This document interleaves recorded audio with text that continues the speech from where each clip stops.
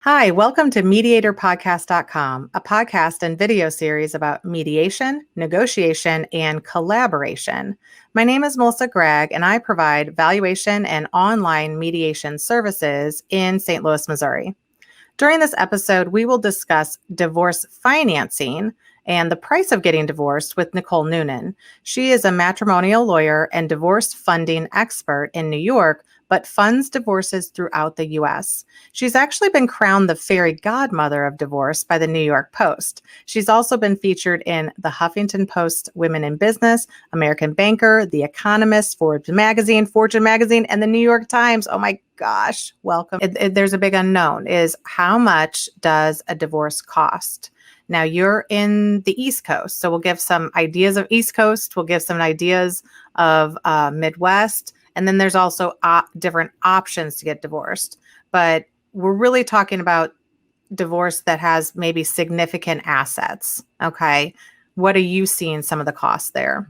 Right. So as no two marriages are the same, no two people are the same, no two divorces are going to be the same. So what was right for your neighbor may not be right for you. When you're talking to your friend that got divorced 6 years ago, halfway across the country, it may not be right when you're getting divorced in Manhattan. Each place is a little different. Each scenario is a little different, but you have to be prepared that the more assets you have, the more things you have to divide, the more expensive it could be if you want to get a fair settlement. Also, children. You have to take into account that not all divorces are going to be neat and tidy, that they're going to be 50-50 custody and everyone's going to agree it's going to be all peaches and cream. A lot of times that could be a very expensive thing.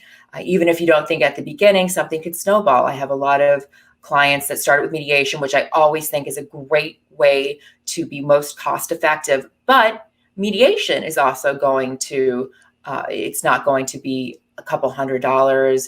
It's going to, the more you have, the more it's going to be costly to divorce, no matter what type of divorce, whether it's a mediation, collaboration, or going through a trial.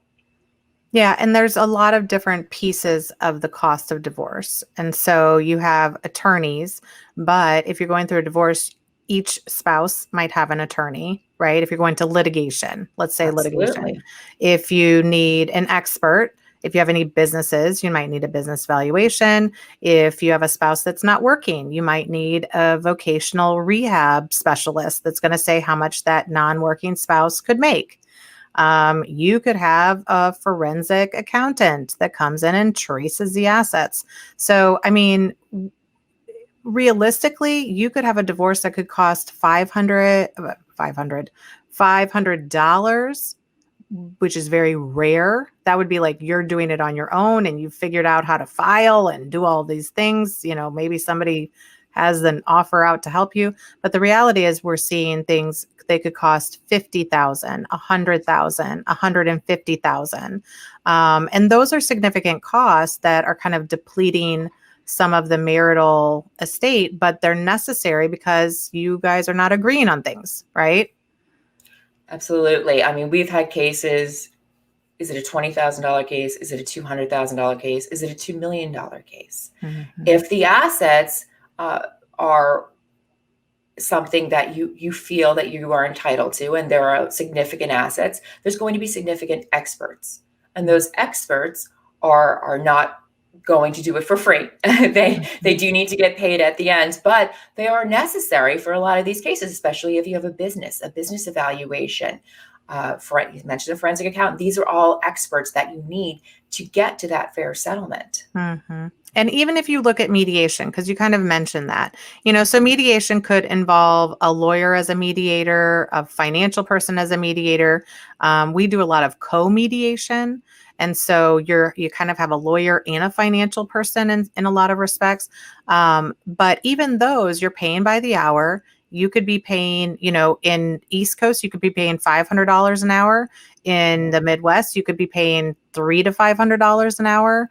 And so those hours add up. So even if it took you 20 or 30 hours to go through the whole financial picture, it's still a significant cost.